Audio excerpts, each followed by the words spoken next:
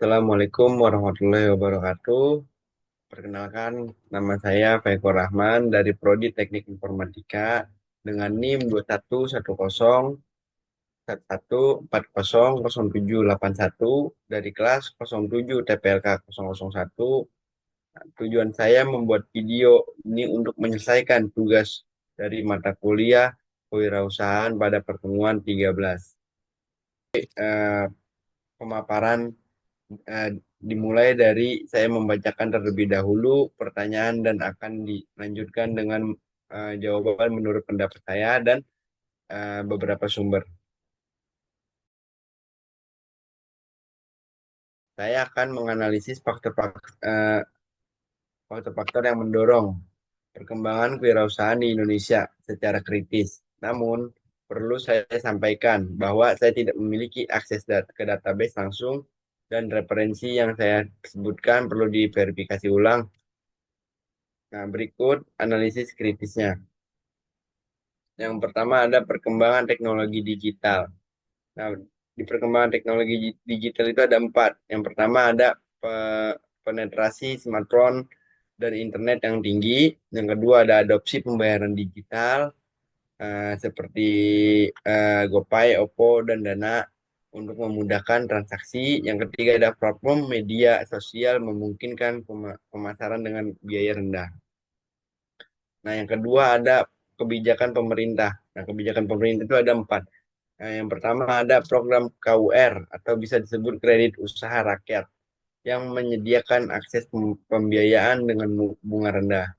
Yang kedua ada kemudahan perizinan melalui OSS. Ada panjangannya adalah online single submission. Yang ketiga ada insentif pajak untuk UMKM. Yang ketiga ada program pembinaan dan pelatihan wirausaha. Nah, yang ketiga ada perubahan mindset generasi muda. Di sini ada tiga yaitu meningkatnya minat berwirausaha di kalangan milenial dengan Gen Z dan Gen Z. Nah, yang kedua ada berkembangnya startup eh, kultur dan role model pengusaha muda akses. Yang ketiga ada masuknya materi kewirausahaan dalam kurikulum pendidikan. Nah, yang di sini ada selanjutnya ada faktor ekonomi. Faktor ekonomi ada tiga yaitu keterbatasan lapangan kerja formal, pertumbuhan kerja menengah yang menciptakan pasar baru, peluang pasar yang masih terbuka di berbagai sektor. Nah, perkembangan kewirausahaan di Indonesia menunjukkan tren positif, namun memerlukan dukungan ekosistem yang lebih kuat dan merata. Kolaborasi antara pemerintah, swasta, dan akademisi akan menjadi kunci kesuksesan pengembangan wirausaha di masa depan. Nah, di sini saya mendapatkan referensi dari Kementerian Koperasi dan UKM Republik Indonesia tahun 2022 dengan judul Laporan Perkembangan UMKM di Indonesia. Nah, selanjutnya ada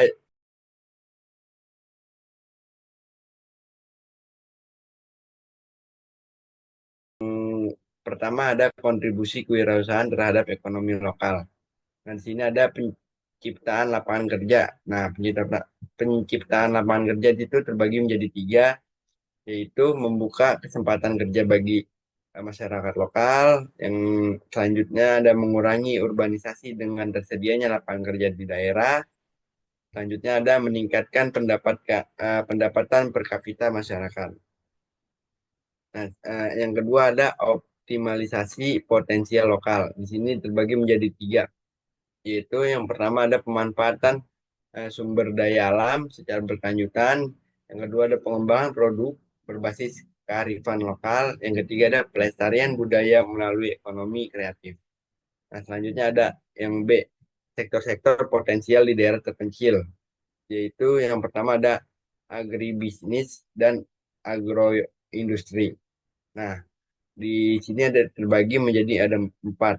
Yang pertama ada pengolahan hasil pertanian, yang kedua ada budidaya tanaman bernilai tinggi, yang ketiga ada peternakan terintegrasi, yang keempat produk turunan pertanian. Nah, yang kedua ada ekowisata. Nah, ekowisata terbagi menjadi empat, yaitu ada desa wisata berbasis alam, yang kedua ada wisata budaya, yang ketiga ada agrowisata, yang keempat ada homestay lokal. Nah, selanjutnya yang ketiga itu kerajinan dan ekonomi kreatif itu terbagi menjadi empat, yaitu tenun tradisional, anyaman, ukiran, produk berbahan baku lokal. Dan selanjutnya ada yang keempat, perikanan dan kelautan. Nah, perikanan kelautan itu terbagi menjadi empat, yaitu budidaya ikan, pengolahan hasil laut, rumput laut, garam rakyat. Yang kelima yaitu ada energi terbarukan.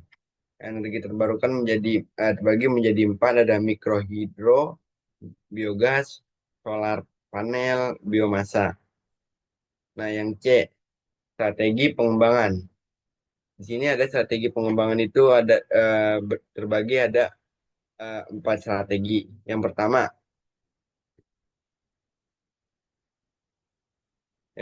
ada penguatan kapasitas, yang kedua ada akses pemodalan, yang ketiga ada infrastruktur pendukung, yang keempat ada pemasaran.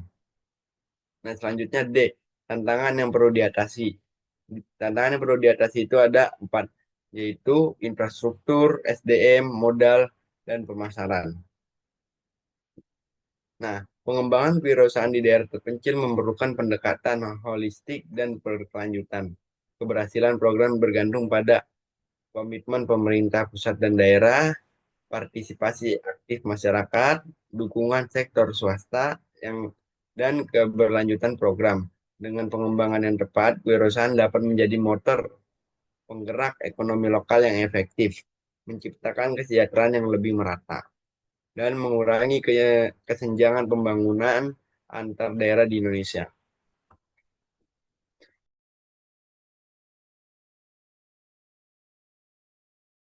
Yang A, ada tren kewirausahaan global.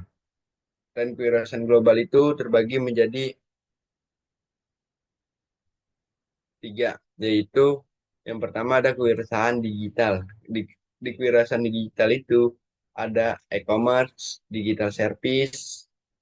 Nah, yang kedua ada startup berbasis teknologi.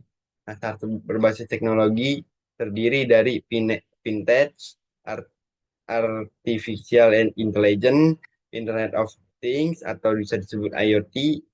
Nah, yang ketiga ada sharing ekonomi. Sharing ekonomi terdiri dari transportation, properti, dan service. Nah, yang selanjutnya yang B itu dampak terhadap kewirausahaan di Indonesia. Dampaknya itu terbagi menjadi tiga, yaitu transformasi model bisnis. Nah, di sini terdiri dari adopsi digital dan inovasi layanan. Yang kedua ada perubahan perilaku konsumen. Nah, terdiri dari dua, yaitu uh, shopping shopping habits dan lifestyle change. Nah, yang ketiga ada ekonomi startup. Nah, ekonomi startup terdiri dari funding landscape dan support system. Nah, selanjutnya ada contoh implementasi di Indonesia. Contohnya itu terbagi menjadi tiga, yaitu digital economy success stories. Yang kedua ada teknologi innovation. Yang ketiga ada sharing economy platform. Nah, selanjutnya ada tantangan dan peluangnya. Nah, di sini terbagi menjadi dua, yaitu tantangan dan peluang. Nah, selanjutnya ada strategi adaptasi. Strateginya itu terbagi menjadi tiga, yaitu untuk wirausaha itu ada continuous learning, digital transformation, innovation focus, kolaborasi lintas. Nah, yang ketiga ada untuk ekosistem. Nah, kesimpulannya itu adalah tren kewirausahaan global telah secara signifikan mengubah landscape bisnis di Indonesia. Keberhasilan adaptasi terhadap tren ini akan menentukan daya saing wirausaha di Indonesia di era digital. Diperlukan kolaborasi antara berbagai pemangku kepentingan untuk memastikan pertumbuhan yang inklusif dan berkelanjutan.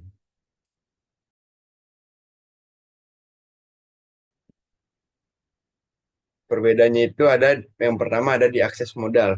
Nah, di akses modal itu terbagi itu ada negara maju dan negara berkembang. Nah, di negara maju itu eh, yang pertama ada sistem keuangan matang dan terintegrasi. Kedua, beragam sumber pendanaan. Yang ketiga ada proses kredit lebih mudah dengan bunga kompetitif. Yang keempat ada pasar modal yang aktif untuk startup. Nah, sedangkan di negara berkembang itu ada ketergantungan pada model pribadi atau keluarga, akses perbankan terbatas, tingkat bunga relatif tinggi, pasar modal belum optimal untuk startup. Nah, yang kedua itu ada infrastruktur. Di negara maju, infrastruktur digital eh, di negara maju itu ada infrastruktur digital modern, konektivitas internet stabil, sistem logistik efisien, dan fasilitas riset dan pengembangan memadai. Sedangkan di negara berkembang, di situ ada infrastrukturnya belum merata, konektivitasnya internet tidak stabil, biaya logistik tinggi, dan fasilitas RAD, RN, R, dan RAD terbatas. Nah, selanjutnya ada ekosistem kewirausahaan. Nah, ekosistem kewirausahaan di negara maju itu ada inkubator atau akselerator bisnis harapan. Yang kedua ada jaringan mentor profesional, perlindungan HKI, kolaborasi industri, akademia aktif.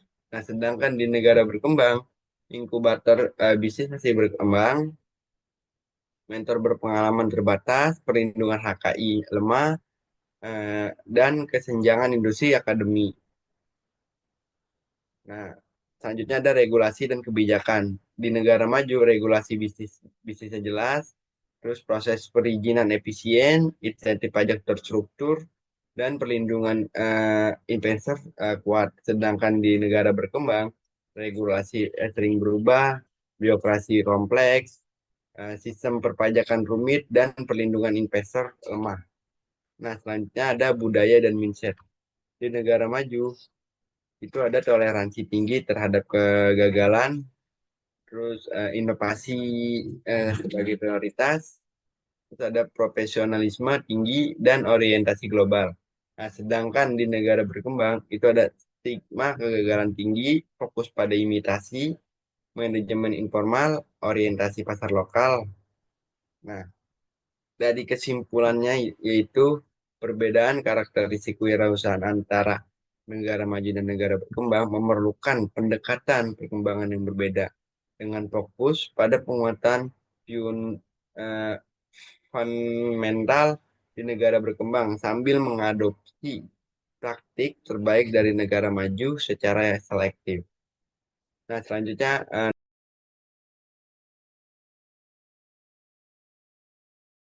jawabannya adalah kebijakan dan program pemerintah Indonesia dalam mendukung perkembangan kewirausahaan itu yang pertama ada kebijakan pembiayaan. Kebijakan pembiayaan terbagi menjadi dua, yaitu kredit usaha rakyat atau bisa disebut KUR dan program pembiayaan ultra mikro atau bisa disebut UMI.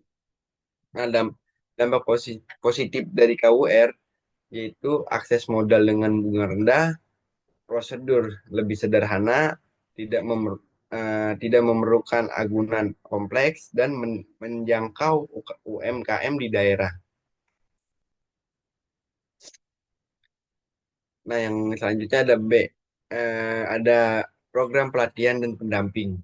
Itu terbagi menjadi dua, yaitu implementasi kewirausahaan. Implementasinya adalah pelatihan manajemen usaha, literasi digital, dan keterampilan teknis. Yang kedua ada pendampingan bisnis. Nah, bentuk programnya itu adalah mentoring UMKM, konsultasi bisnis, dan business coaching. Nah, selanjutnya ada insentif pajak. Nah, insentif pajak terbagi menjadi dua, yaitu pajak UMKM.